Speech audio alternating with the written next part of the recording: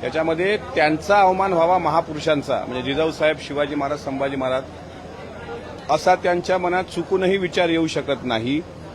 आता ठीक आहे, बोलण्याच्या ओघामध्ये जर त्यांनी म्हटलं असेल तर त्याला विरोधकांनी इतका अन्वयार्थ करून, विशेषतः मीडियाला पण मी विनंती करतो की इतका अवमानजनक कुठलाही विधिमंडळातला सदस्य आपल्या महाराजांबद्दल कसा बोलेल.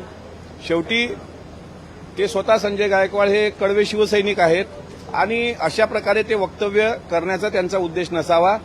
आता आमच्या विदर्भामध्ये साधारण अशी बोलण्याचं ज्यावेळेस आपण बोलतो त्यावेळेस ही सहज बोलल्या जाणारी भाषा आहे.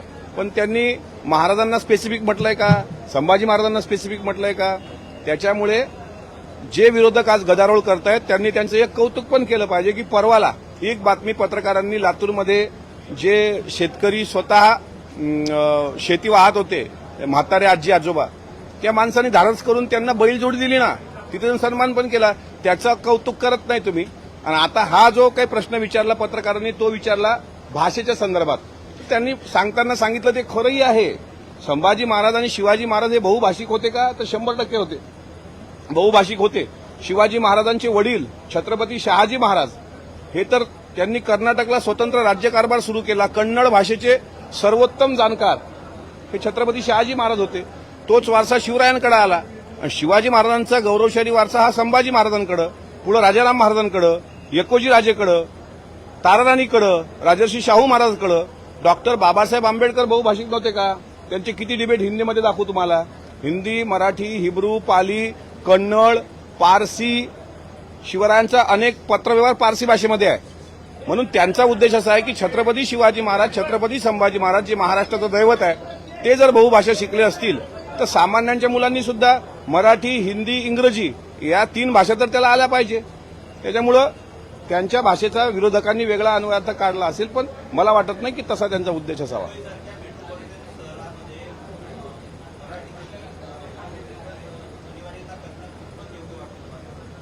महाराष्ट्र, मराठी भाषा, मराठी भाषिक राज्य हे आपल्या महाराष्ट्राचं वैभव आहे. सक्ती मारून ठोकून करू नये. प्रत्येकानं ते आत्मसात करण्याकरता, म्हणजे केरळमध्ये आपल्याकडची मुलं ज्यावेळेस शिकायला जातात त्यावेळेस 99% साक्षर राष्ट्र आहे, तर केरळमधली भाषा शिकताना त्यांना इंग्रजी शिकावं असं वाटतं. तसं मराठी देणाऱ्याला वाटलं पाहिजे, महाराष्ट्रात येणारा, की मला मराठी आलं पाहिजे. पण याच्याकरता मी कोणाला कानाखाली मारणं, कोणाची दुकानं फोडणं, कोणाचे घरं फोडणं हे उद्योग बंद झाले पाहिजे. मराठी भाषेचा आदर म्हणजे शिवाजी महाराजांचं वैभव पाहून छत्रसाल बुंदेला बुंदेलखंडमधून आले होते, कवी भूषण बाहेरून आला होता आणि त्यांनी पाहिलं का शिवाजी महाराजांनी साधनं तोकडी असताना छत्रपती शिवरायांनी स्वराज्य निर्माण केलं. एवढ्या मोठ्या प्रमाणात विरोधक असताना शिवाजी महाराजांनी त्यांच्या छाताळावर मराठी भाषेचा ध्वज रोवला, म्हणजे भगवा ध्वज रोवला. त्याच्यामुळे तो प्रभावित होऊन आला होता आणि राज्याभिषेकाच्या वेळी त्यांनी स्वतः शिवरायांची स्तुती केली होती. इंद्रजिमी जंबपर बाड वसू अंबपर.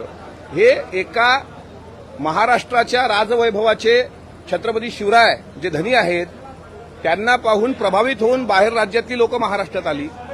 आताचा थोडासा पायंडा तो बदललेला दिसतो की आता शिवाजी महाराजांचं नाव घ्यायचं आणि मारायचं हे उद्योग बंद झाले पाहिजे. कारण या देशाला एक संविधान आहे, या देशात हुकुमशाही अजूनही आलेली नाही.